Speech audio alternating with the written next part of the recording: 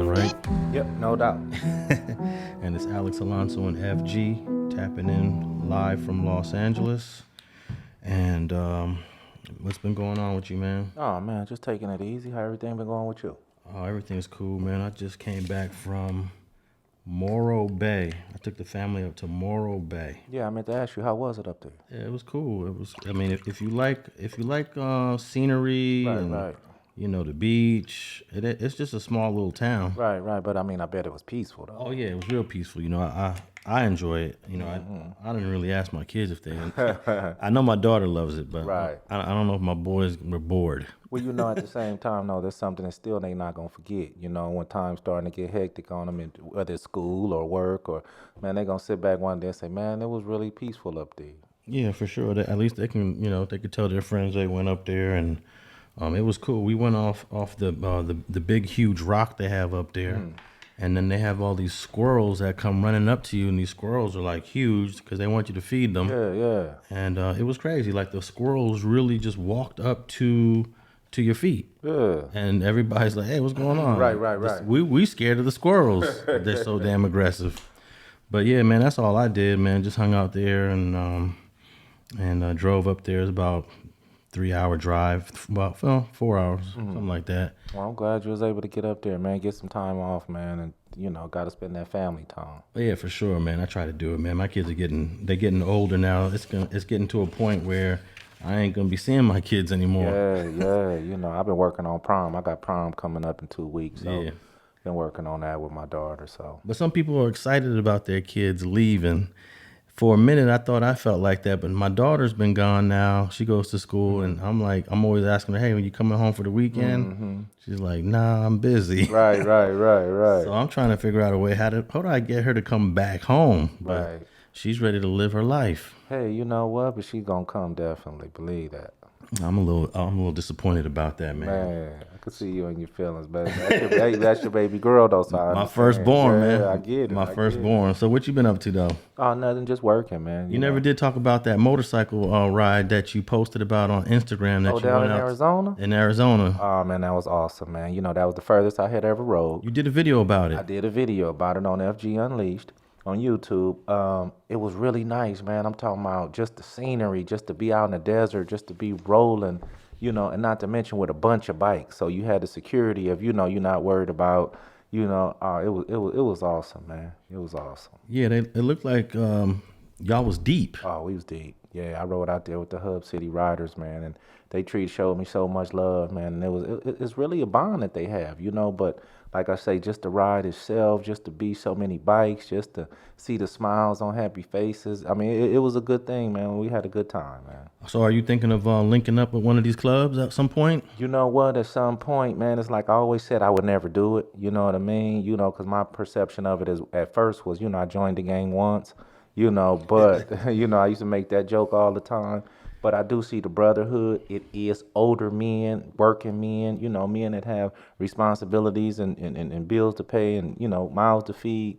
And when you are out there solo, it is a little, it's just like they don't respect the solo guy so much, you know what I mean? Yeah. But at the same time, man, hey, you never know. You ain't fully one of them yet. Yeah. But I do be out on the bike set. I do like the scenery, you know what I mean? But Let me ask you this, because I've been to a couple of the clubs that are on Broadway or Central Maine. I went to a couple of, little events. And what I was shocked to learn is that some of these clubs actually have police that are members. Oh, no doubt. And it's Crips, Bloods, and cops. Well, that's where I love it at. That's where the camaraderie come in at. Arizona, when I went out there, really showed me, black people as a whole with gang members involved, man, really know how to act and really know how to hang out. You know what I mean? I'm really starting to push it down towards the youngsters because it's starting to see that the older guys know how to get down. You know what I mean? Know how to chill, know how to relax. So, it's a cool environment, even the ones on Broadway. You know what I mean? So you don't mind the interaction with the law enforcement, the cops that like to ride also? Well, you know what? I haven't had a personal interaction. If I did, I didn't know, you know what I mean? But I believe I have been around them, and they act like regular people because they are regular people. Yeah, no You doubt. know, some of them got a job just like, I got a homegirl, been a long time sheriff, and if you brought her in a room, she gonna laugh and joke and talk shit. You would never even know that, they regular people. You know what I mean? But I don't practice fraternizing with law enforcement, but I do have some childhood friends who became law enforcement, and I don't mind them at all. You know what I mean? Yeah, and we talking about mostly black cops. No, no doubt, no doubt. And I think they leave that stuff at home when they come to the club, to the motorcycle set. You right? know what? They regular people just like everybody else. That sometimes they want to be accepted just like everybody else. And believe it or not, when they off duty, they off duty. Fight break out. They not trying to be involved. Like, hey, I'm the law. You know what I mean? They don't give a shit, just like the next person don't give a shit. So I can respect that part of it. Now I remember when I would go to the Slosson's annual, I guess, get together that they have every August at Holly Park. They used to do it at Centinela. They do it at Holly Park now. They also invite not just the old school gangs from the 50s, because you got the Slossons, you got the businessmen, you got the Roman 20s, you got the original Pueblos before it was Bloods. But they also bring in the bike cats. Right. But we talking about the bike dudes from the 50s. Chosen Few? Yeah. You up on that one? Well, the Chosen Few, they 1%ers now, you know what I mean? So they like the Hells Angels and the Mongols, they're outlaw motorcycle club, but I just was with them some the other night at the Rare Breed, they was down there. And so, it's all those, my auntie, my mother's sister, she's been in the LA Deuces since 1977. Remember, I grew up across the street from the Deuces. And she's 63, and she's still a LA Deuce, man. I mean, so it's a rich history in some of those clubs, like you say, the Chosen Few and the LA Deuces, and a few of those clubs been around a very, very long time. Yeah, they go back to as I think some of them go back to the 60s, maybe the 50s. I'm not 100% sure. Yeah, I'm not sure how far back. Yeah. I think the Chosen Few is probably one of the oldest black clubs. Yeah, they probably one of the oldest. I think it is one older than that. I think really the East Bay Dragons, if you want to go be technical, up in Oakland, was maybe the first black bike club, if I'm not mistaken. Yeah. So eventually somebody might convince you to. Oh, they own me right now. Oh, they on you. They own me, man. You know what I mean? I got everywhere I go, man. Come join us, come ride with us. And it's an honor for guys that want you to come be a part of their club, but at the same time, man, it's hey, man, I'm trying to fight it, but I don't know, they on my heels right now. Yeah, that seems like a difficult thing to try to handle, because if you got multiple groups requesting you, it seems like at some point you got to make a decision, like if you want to go to these events, because Exactly. they're looking at you as an independent. He's not really doubt. one of us fully, Right, but he's got the Harley. Yeah, that's definitely what they doing. You know what I mean? And but like you say, man, when you join something like that, I've always been this type of guy, and that's what my boy DT Woody from Divided Times told me. He said, "F, just listen. If you join anything, just make sure that that's where you want to be, because we don't do the flip flopping. You know what I mean? Nowadays, you got guys that change clubs and stuff like that. Hey, you join, you ride it out, But with the groups now, it's like older men, so people understand the work schedule, the family schedule. It's not that kind of pressure, you know what I mean? But it is, hey, come wear our patch, man. Let's be together. Let's throw picnics. Let's have a little good time. And so right now, I'm juggling it right now. Well, this whole conversation about motorcycle clubs made me think about a shooting that one of the clubs had back in Texas. And it happens here. I actually had a couple of people from where I grew up at a spot. I'm not sure if it was on Broadway, but something happened, and bullets got to flying inside of the spot. And we often think that, okay, this is a place where people are getting along, there's Bloods, there's Crips, there's everybody. But then you hear about the occasional drama that can pop up. Do you think about that as a pyro, but then you're also entering the space where there's people that are part of the motorcycle club that were once your rival? No doubt. I had ran into some. Luckily we were both on a mature level to just give each other that look like this was 20 years ago. We would be trying to kill each other. You know what I mean? But and you got to be cautious of that. And I'm the type of dude, I'm gonna step out, whether it's on Broadway, whether it's on Central, whether it's on, I'm gonna get out there. So you do have those aspects. But sometimes what I am seeing is that when you're in a serious beef with somebody in your regular life or former life, and you run into these people, sometimes it's on site no matter what, if you was at church. So you just happen to meet at the motorcycle club. It gives a bad name for the motorcycle set, but this wasn't a motorcycle incident per se. You know what I mean? And but when you mix alcohol and, you know, men, you know, at any time, you know, sometimes things can get out of hand, you know. Yeah, yeah, that's the only thing I think about. I still wouldn't trust it, even though it's supposed to be a cooler heads prevailing all the time. I just always hear about that occasional drama that happens. But I don't know if you heard about this shooting, because it happened years ago. Mm-hmm. I think it happened in 2015, but it was a shooting amongst motorcycle dudes. I forget the club. I'll look it up in a second. Mm-hmm. But when we were talking about that Sacramento shooting, I said that I never really heard no shooting like this where, you know, 6 people are shot, dead, 12 are injured. But there was a shooting in 2015 in Waco, Texas, where I think there was like 100 people shot. Yeah. And it was all based in the motorcycle sets. Right. You ever heard this shooting? I haven't. Oh, man, it was crazy. So it was so crazy that the prosecutors that wanted to, they wanted to charge everybody. They arrested a whole bunch of people. Not one single person talked. You know what? Not one single people. That's coming back. They arrested like 100 people. I remember that. And I think these are white boys. Yeah, I remember that. Exactly. And the prosecutor couldn't even prosecute. He couldn't nail it down. And what was so amazing about that is that they were so deep and not one person talked. Hey, man, it's hard to get 5 people not to tell, right? Hey, man, they stood by the code on that one. You know what I mean? They stood by the code. I do remember that, Alex. Yeah. And maybe we'll talk about it on another episode. We go deeper into it. But 9 people killed. Yeah. Texas prosecutor drops all charges. Yeah. This is in 2019, so it's 4 years later. Mm-hmm. Prosecutor drops all charges against everyone they arrested for those 9 murders. Well, you know, you got to realize when you got 100 people, 200 people, 300 people, even 500 people, somebody get to shooting, you can't nail it down. Especially, even if you arrest somebody, you can't always, unless you have a witness to come get on the stand and say, I was standing next to this dude when he did it.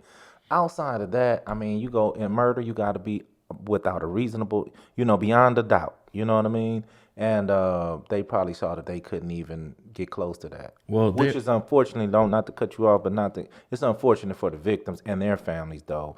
But at the same time, you don't want to falsely convict nobody either, you know. Exactly. Well, they arrested 177 bikers. Damn. A grand jury indicted 155 of them on charges of organized crime and the 9 murders. Mm-hmm. But 4 years later, they dropped all charges. Man. And I think that's a testament to just, if you keep your mouth shut and ride it out, you're going to come home. No doubt.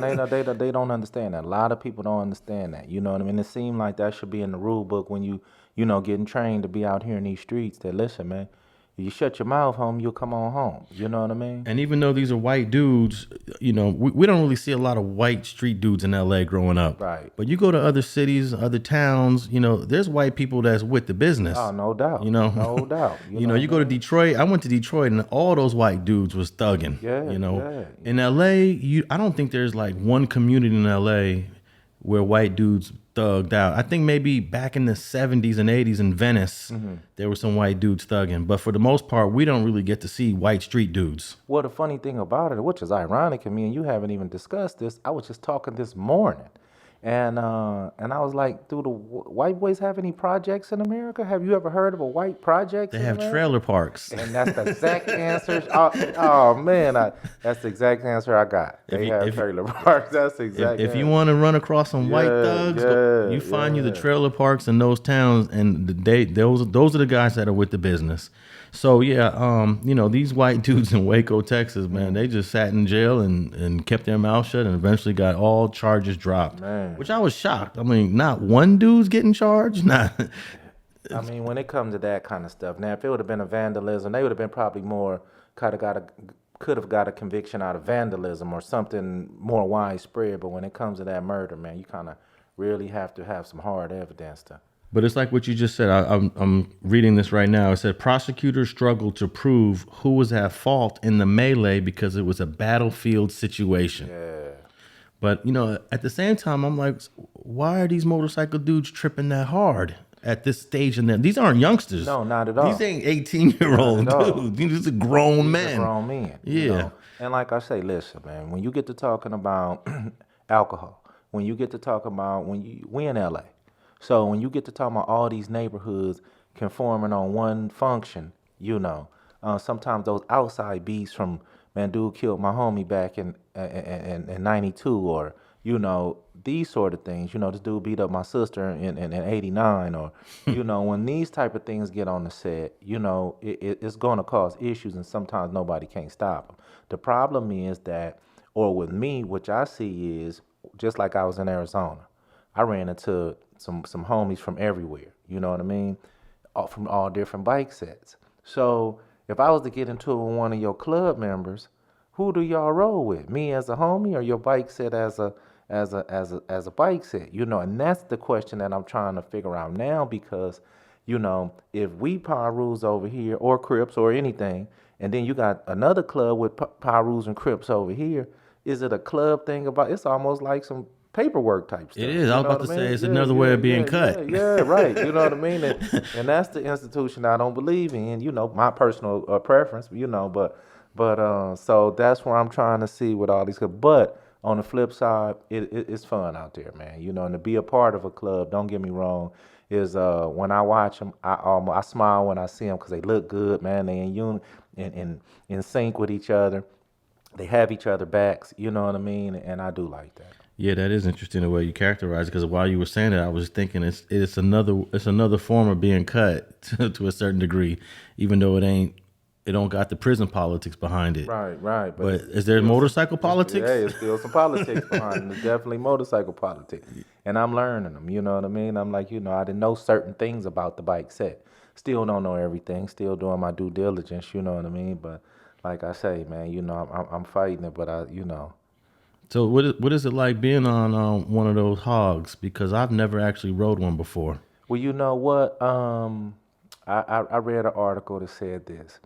You will never catch a Harley outside of a therapist's office, outside of a shrink's office. You know what I mean? It's a feeling, man. And like I say, when you get out in that wind, sometime I ride my bike to come see you, man, and that's my best feeling of the week. To get on that freeway, to get in. I'm only riding, so many miles, but at the same time, it's a great feeling. I always say, man, I'm gonna get out there and let my hair blow in the wind. Of course, I don't have any, but that's my feeling. You know what I mean?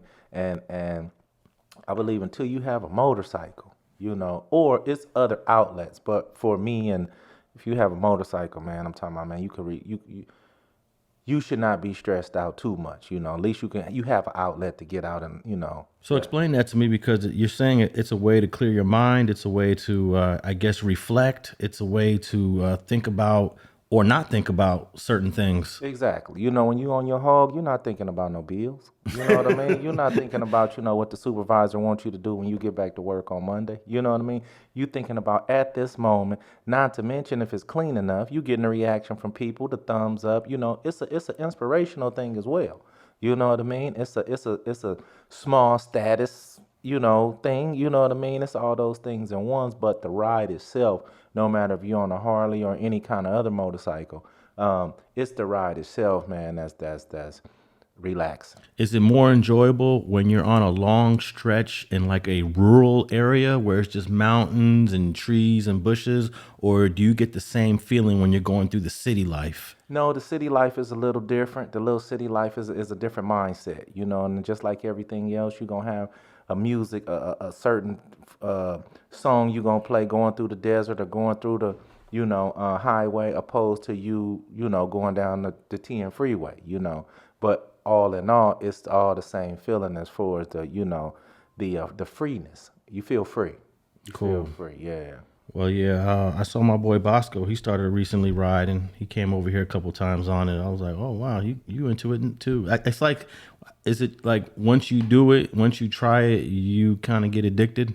You do get addicted. Like right now I got 11 riders that none of us in the club. Everybody got bikes, we really wanted to start our own, you know what I mean? Our own chapter per se, you know what I mean? And we were we're actually in talks right now, but I think we just came to the conclusion that we all work, we all have families, we all have responsibilities that we can't just be out on the bike set like that. We would like to start our own because you would like to have your own clubhouse, like to generate your own money, like to have people come, respect your club, and have a good time. You know, me having the club background, you know, I know that I could turn a clubhouse or a motorcycle chapter into a profitable, fun endeavor. But at the same time, man, you still talking about all the responsibilities of the rest of your life, you know. So we just gonna get up and, man, 11 of us and ride out to Malibu, man. That Malibu ride was one of the most awesome rides I've had in a long time. To ride down the coast, Pacific Coast Highway. Most people don't have coasters that they can ride down, you know. Yeah. So you ride down PCH, man, all the way out there to Malibu, and the feel that you get, Alex, looking at the ocean and looking at Pepperdine and looking at all the things that you see when you on Pacific Coast Highway. I mean, it's crazy. Well, I could give the picture to all of the listeners right now because I can tell them go to Google Maps right now and go pull up PCH Highway and the 10 freeway. Start from that point on Google Maps and then go north on PCH, which is also the one. The one. It's Yes, also Highway the one. 1. And you can go up that one on Google Maps and see how beautiful it actually is. Man, you can do that. You can do that from anywhere in the world, and you'll get you could actually get an understanding of what FG is talking about right now because it is an incredible ride. Even in the car, I love driving down the PCH. But all right, man, let's get into one of these topics. There's this police officer, man, named Van Dyke. What is his full name? Van Dyke. He killed a brother a few years back. I believe this happened in 2018, and they charged him. They federally charged him. They found him guilty. He was sentenced to 6 years in prison, but he got out in 3. Yeah, got out just in February. How do you get 50% in the feds? I thought the feds was 85%. No, it was a state case. You sure that was a state case? I'm almost positive that was a state case. Okay, I thought it was a fed case because I'm a little confused because now they want the feds to charge him. Now they want the feds to charge. See, it was a state case. Now they want the feds to charge him. He got 81 months in the state. Yeah. Which was not nearly enough because if you see the video clip of this boy, he lied for one, but he murdered this kid, man. I mean, he could have shot this kid one time, Alex. You know what I mean? Yep. And he shot him 16 times, emptied the clip on the guy, you know, and I mean, just murdered the guy. So they did end up filing murder charges on him. He did get found guilty, and they gave him 81 months because they gave him the second degree. Now, the problem that I have with that is if you look at the video, the kid had a 3-inch knife, you know. And yes, he was on drugs, but he had a 3-inch knife. And where they lied at, the officer said that he lunged at him. But if you look at the video, which came out later because they didn't put the video out, you know, while they were making these excuses. When they finally put the video out, man, the kid was 15, 20 feet away from him before, and they shot him. Emptied the clip on him, man. It was real sad. But on the federal side, they wanted to, since he only did 3 years off of 6, which he should have did just 30 off of 60, you know what I mean, for this murder. The family and other people wanted the feds to come pick it up and retry him on it, and that's what was going on. All right, I was confused for a minute because I thought initially the feds charged him, and I'm like, well, if the feds charged him the first time, why didn't they add that civil rights violation charge in it originally? So I got it now. He got prosecuted by the state. He got out.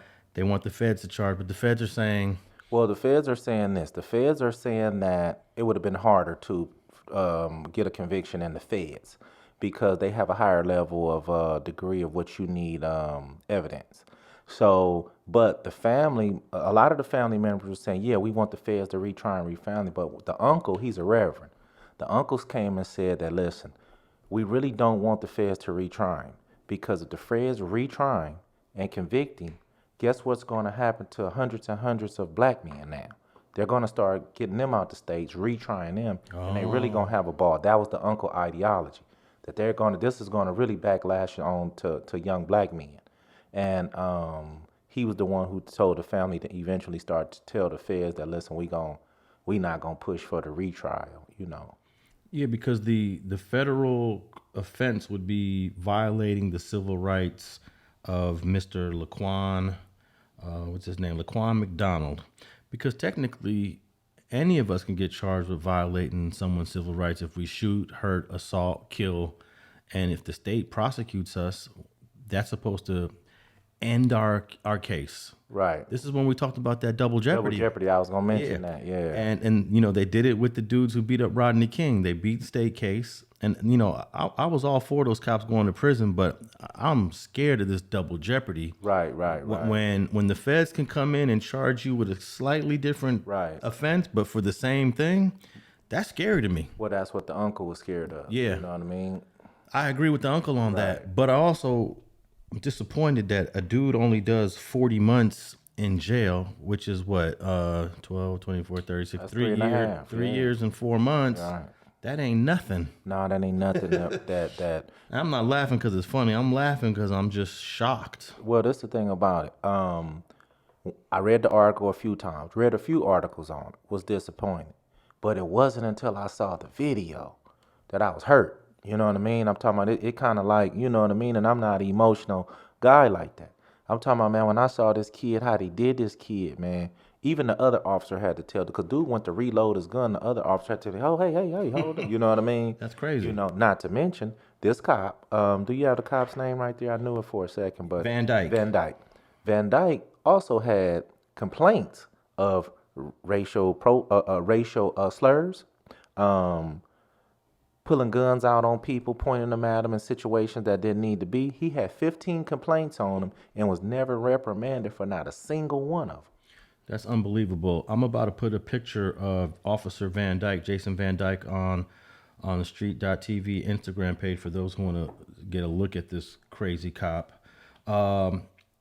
What's really crazy is that there were a bunch of cops on the scene, but he's the only one that shot. Look, there was cops on the scene 10 minutes before he got there. Within 6 seconds of him getting out his vehicle,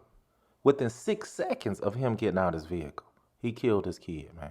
Yeah, this is definitely a case where this one cop went rogue. One cop went rogue. The other cops followed this kid down the street, kind of corralled him into where, like, a area where he wouldn't, hurt nobody else. He was on drugs, you know what I mean?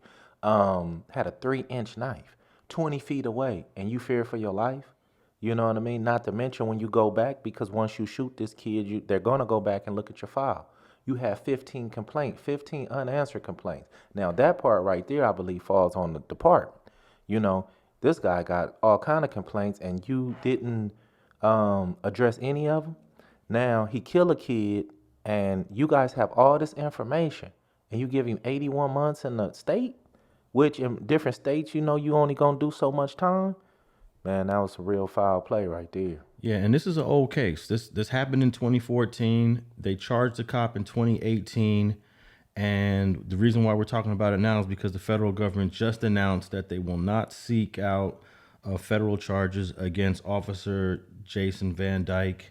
And I'm kind of like mixed feelings about it, because I don't like the federal government coming in and charging people again for the same exact thing. Well, you know what? I can't say that. I agree with you 100% on that. At the same, I didn't want to see him get reconvicted. I wanted to see him get the time the first time. Or at least he got 6 years. Well, I don't know how Illinois does their prison sentence. I guess they do 50%. Well, they should have gave him 20 and make him go do 10. To go do 3 years.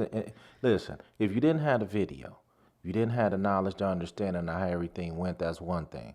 But when it's clear, man, just because you're a cop, don't make it right or don't make it better. Because anybody else would have, hey, man, that was crazy. 16 times the brother was shot. He emptied out the whole magazine. He dropped him with the first shot if you look at the video. Yeah, I'm just shocked at these officers who clearly go rogue, who clearly violate the law. And we talked about this before with the deputy here in Compton that shot Ryan Twyman. They don't charge them with murder, first-degree murder. They charge them with lesser offenses, right. So they don't end up getting shorter jail time. At least in this one, they gave him a second-degree murder and aggravated battery charge. But damn, only 81 months. Right, you didn't give him the time to come with it though. How do you get 81 months for second-degree murder and aggravated battery? That sentence doesn't make sense to me. No, not at all. But at the same time, don't forget it's a buddy system in some of those, from the police department to the judges. It's a buddy system. You know what I mean? Even though they had to convict this guy. It wasn't no way around it with all the evidence. But at the same time, he won on the back end with the sentence, you know. Well, there's one thing for sure is that Officer Van Dyke, or former Officer Van Dyke, he'll never be a cop in any city, any town, because he's got that conviction, unless he appeals this conviction and gets it overturned. But if that doesn't happen, he'll never be a cop again. So that's one good thing. Well, I don't believe he'll ever be a cop again, but you got to understand this.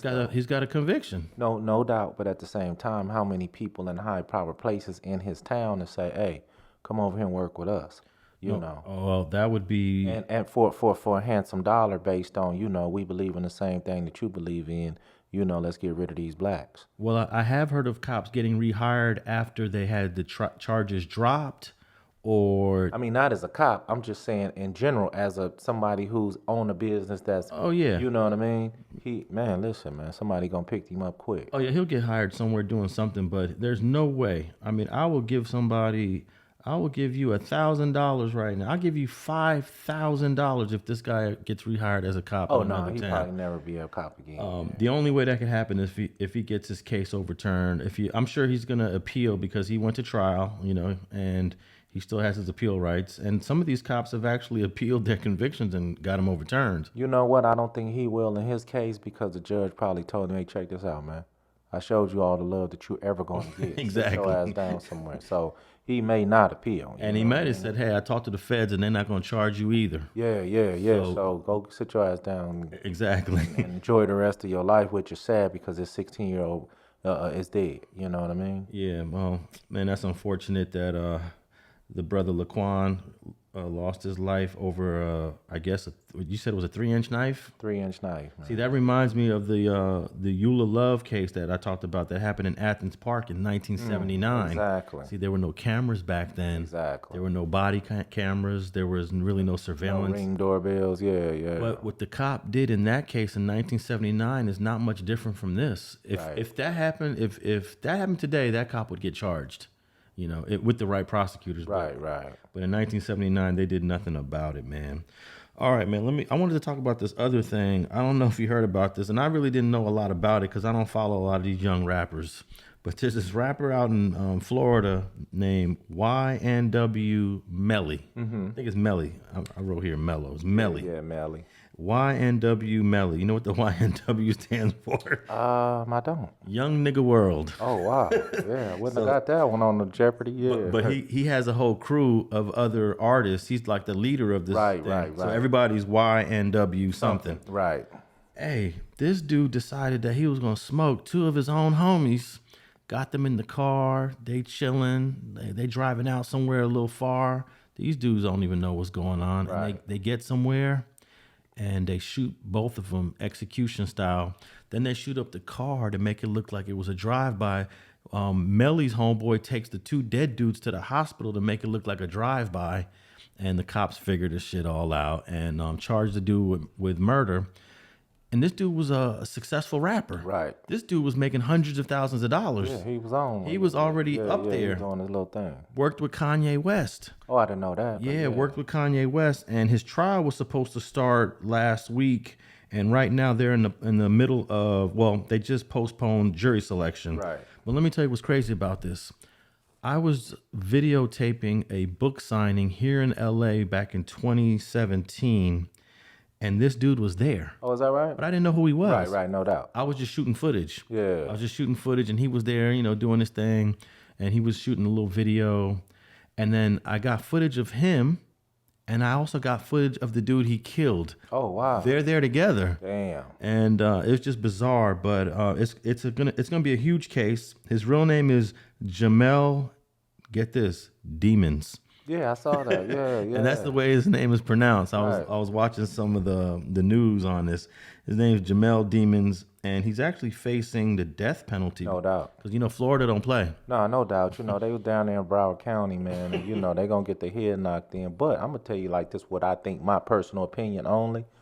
His boy Corey gonna was it YNW Corey or some his co-defendant, or he gonna roll, man. Probably. From what I'm seeing, from what I've saw, you know what I mean? They got separate trials. I think the boy Corey finna roll on him, man. Yeah, they separated them out. They're gonna have 2 different trials. His is coming up, I guess, 3 months from now or something like that. But there's been a couple of rappers, I can't remember their names, but it might have been Meek Mill that are saying, "Oh, my boy Melly's innocent." So that he's got a little bit of support still in the hip hop world. Oh no, he got some support. He also posted yesterday via his Twitter account or something that he said he gonna be home in a minute.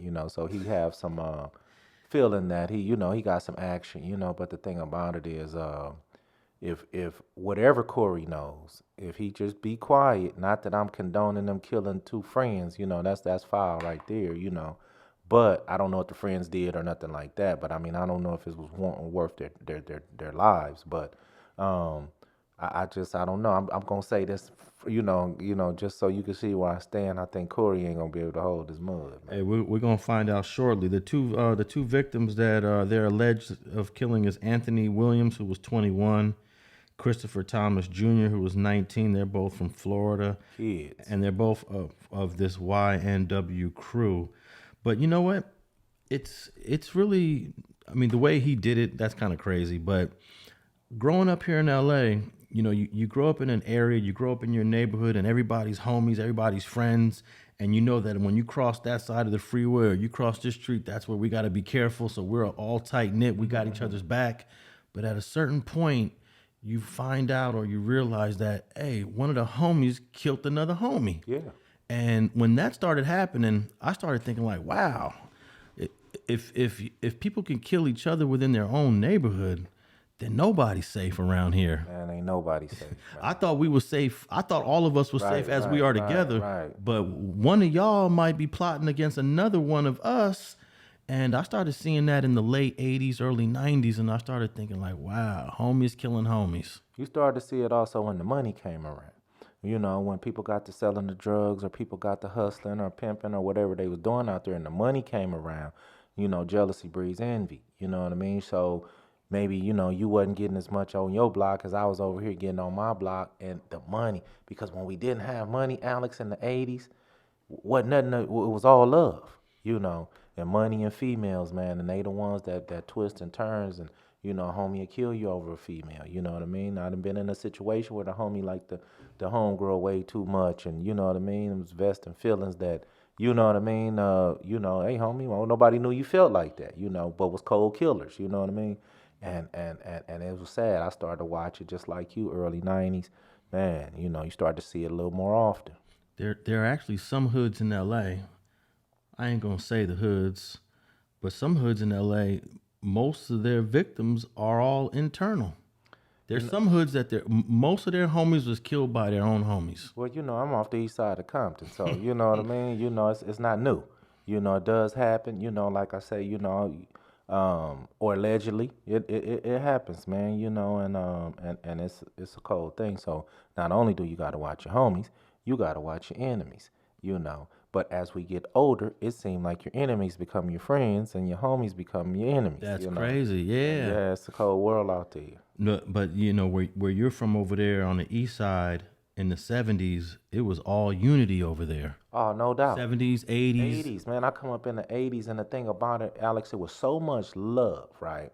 That, and I'm not trying to disrespect no gang members out there today. I don't see what the hell they see today. Because I understand back in the day, you know what I mean? It was love, man. Now it's like, friends hate friends. And I mean, it's crazy. So when I read this YNW Melly situation where he allegedly killed 2 of his homies from his same crew, it's not unusual. This is not, unheard of, It's not, but I just really, I probably would never know. What did these 2 young men do that was so foul that somebody needed to take their life, allegedly, if it was Melly? What did your homies do that was so foul, bro? You couldn't get at them, run that fade, or get them DP'd, or what was so foul? You had to say, nah, it's over for them. I think I read one article where the state is alleging that one of these two dudes was going to get $200,000 from a record company, and I guess Melly wasn't feeling that. Oh, so this is back to what you said: women and money. Man. But I don't know what it's about. But this dude seems pretty confident that he's going to beat this case. Yeah, I see his pictures in the paper and on YouTube and stuff, and he keeps a little smile and a little stuff on his face, like, hey man, maybe he trying to say it wasn't me. You know what I mean? But do you listen to a lot of rap music from dudes that are from this age group, like 20 years old, 21, 22? No, Yeah. I don't. But I have a 19-year-old son, so he sends me jewels. He puts me up on like a young rapper. I don't know if you ever heard of Polo G. And man, that boy be going though. You know what I mean? So, but some of the stuff I can't even listen to. But my son, he kind of filling me out and know what kind of stuff I like. Some of these dudes really got some little flow in them. You know what I mean? Now the shit they talking about. But yeah, I'll be listening to some old school shit. Yeah, man. Well, this is gonna be a big trial in Florida. Very well-known rapper. For those who are unaware of him, I really wasn't up on YNW Melly until this whole situation happened, and didn't even know that I had footage of the young brother going back to 2017, and I got footage of the guy allegedly that he killed. So I'm gonna be keeping my eye on this trial. I'm kind of interested in seeing how much of the music becomes part of the evidence. I don't know, when you were dealing with cases back in the 90s, there weren't too many homies making rap videos and doing music. Right. And or had video or had social media didn't exist. Exactly. But now if you catch a case, prosecutors are like, hey, pull up his Instagram account, right. Pull up his Twitter. Exactly. Let's pull up his Facebook. And then that becomes part of the evidence. Part of the evidence. Part of the discovery to prosecute. Right, Exactly. Right. So apparently they're gonna use some of his music. He actually has a song called, like, I don't remember, like Killing You. Yeah. He got a song, and I think they're gonna try to enter that as evidence. What do you think about how they can use social media and music videos against you? Well, the first time I kind of really was up on it was when the boy Bobby Shmurda had that song, and he mentioned about a week ago. We just got a body about a week ago. And apparently it was some truth to that when he made that song.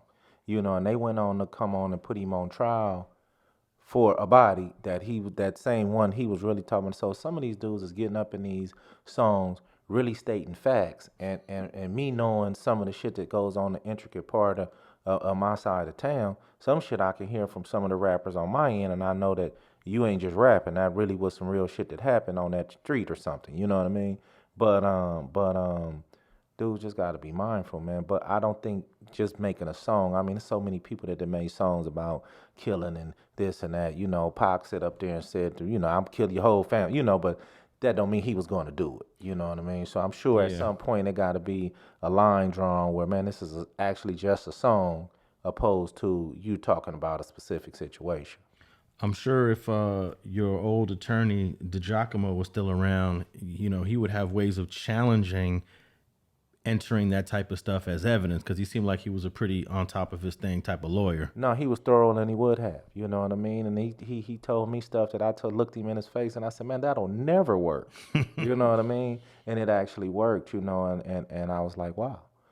Some of these attorneys, really have ways to go about certain situations that it don't sound right, but shit, it worked. Yeah, because you could actually file motions to prevent some of this stuff, like rap videos and lyrics, coming into your trial. But ultimately, it's the judge's decision what he's going to allow and what he's not going to allow. And oftentimes, man, the judges be letting this stuff come in. Well, they might do, but that don't mean just because the evidence come in that's going to get the conviction. Especially if it's a decent attorney that knows how to argue that these are lyrics from a whole set. It's about swaying that jury at the end of the day. It's about still being a people person, which I didn't realize and understand, in my earlier days. It's still about swaying the people to believe whether you right or wrong. it's getting the jury to believe that you're not wrong or you're right. You know what I mean? So I think I thought everything was case law and facts, and sometimes it's not always that. Yeah, so the two guys that he's alleged of killing, I gave you his government name, I gave you guys their real names, but their rap names are YNW Juvie and YNW Sack Chaser. Damn. Those are the two from his crew that the state of Florida is alleging that Melly shot and killed. Hey, isn't it crazy that if the state's theory is correct, that they tried to cover this up by, I guess, shooting the car up, then actually driving it to the hospital saying that, hey, we just got caught up in a drive-by shooting. Because with the way forensics is today and the way cops be analyzing stuff and looking at bullet holes and trajectories and how the individuals were shot, there's no way you're going to get away with that. No way you're going to get away with that, man. I mean, and that's the thing.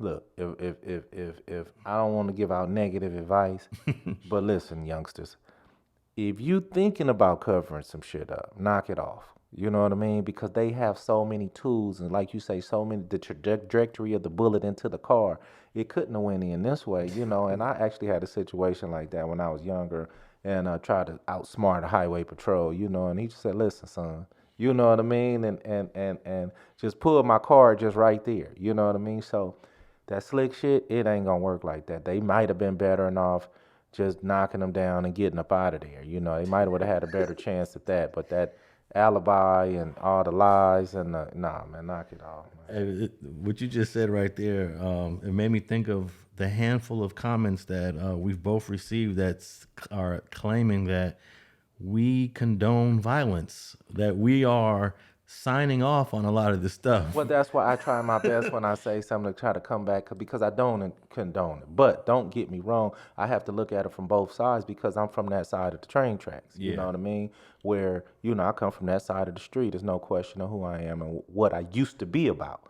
But at this day and age, man, trust me, I got kids and I got families, and I don't want to see innocent people. Now, when you get to talking about gang members and shit, I'm gonna just call a spade a spade. You know what I mean?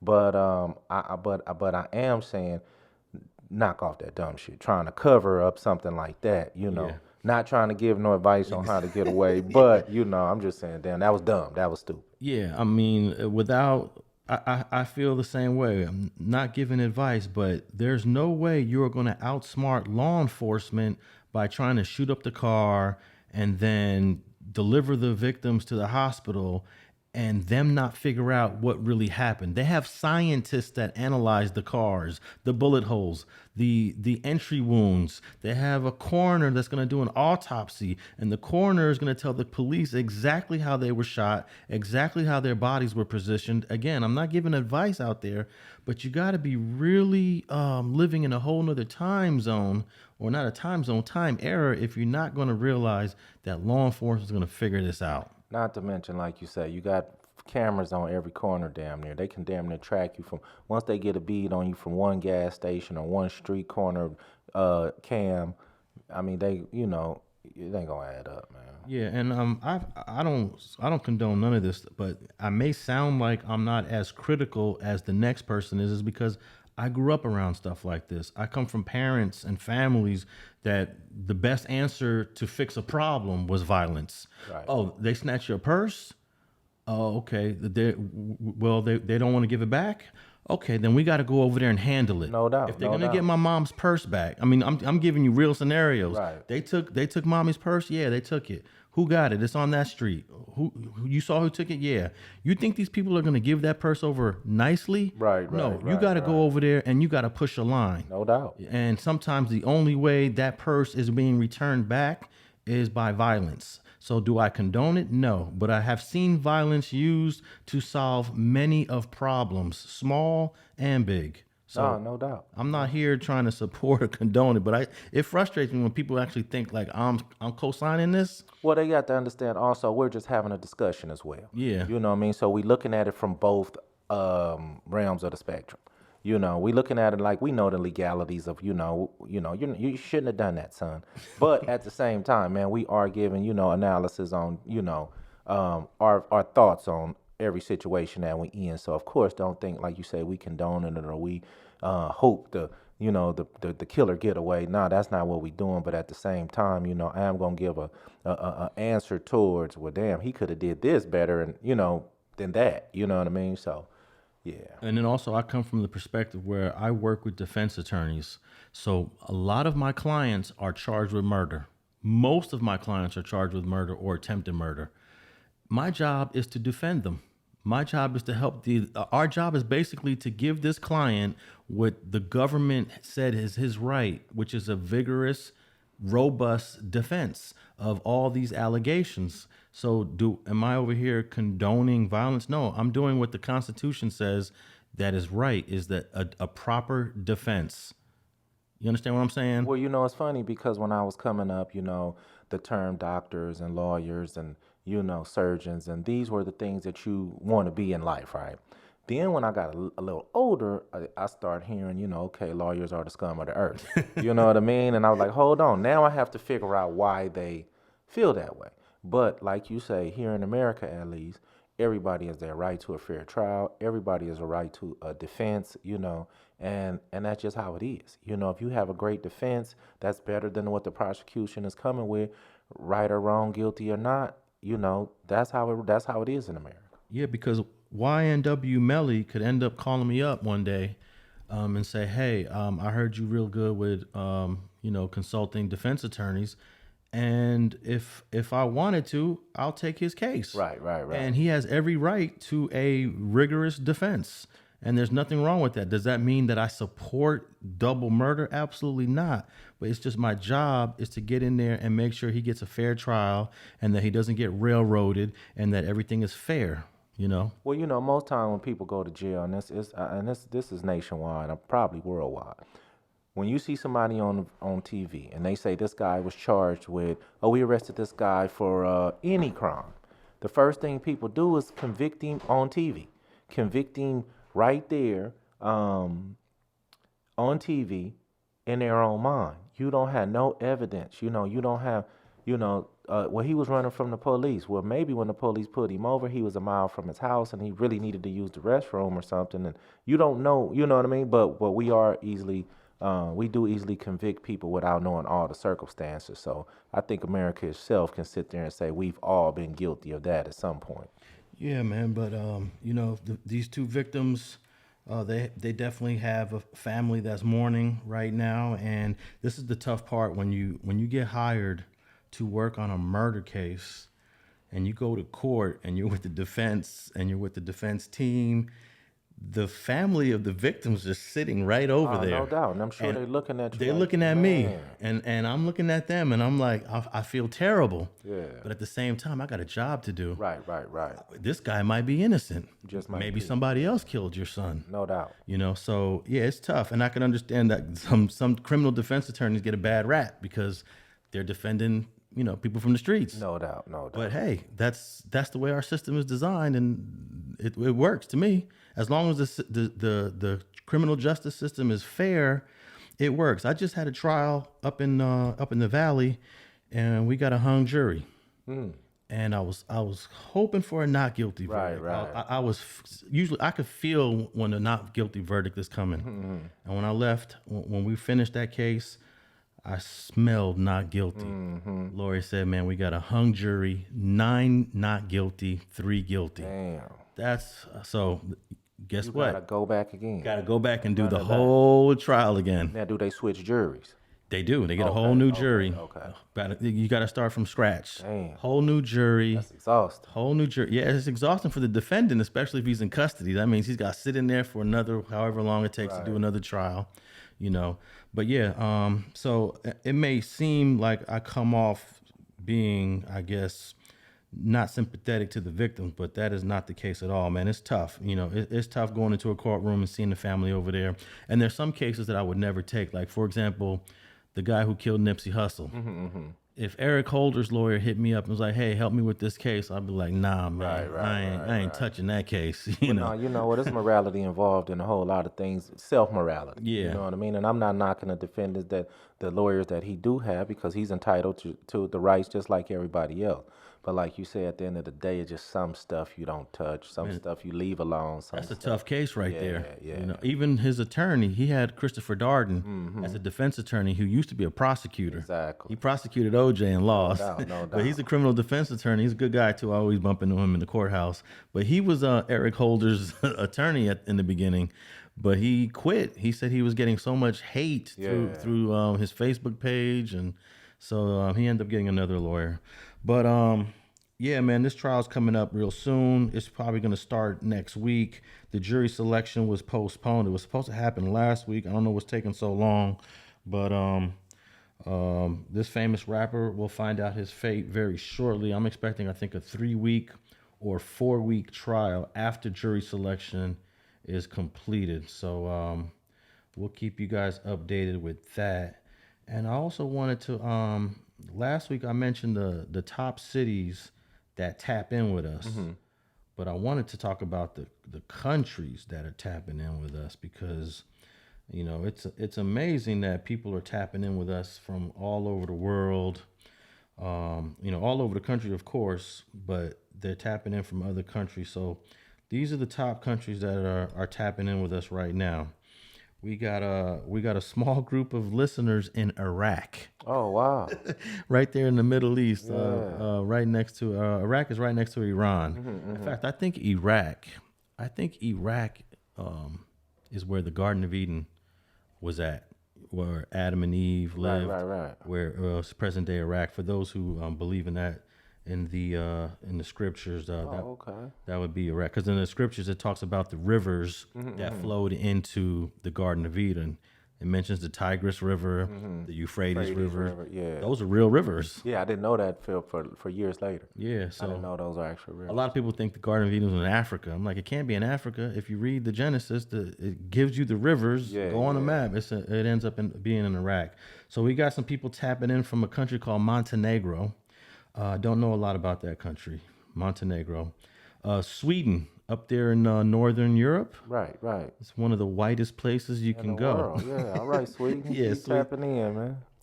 Russia, we got some dudes tapping in from Russia, and then Romania, the Netherlands, Japan, and the top 3 countries that are tapping in would be Canada, Australia, and the UK. Cool. But what's crazy about this list of international listeners and viewers, if you're watching us online, is that these are mostly white countries, with the exception of Iraq. Iraq is and Japan. Yeah, these are mostly white countries tapping in and listening to what we got to say. No, but that's cool. Hey, you know, we welcome all. Yeah, definitely. I'm a little disappointed that we don't get to tap in with countries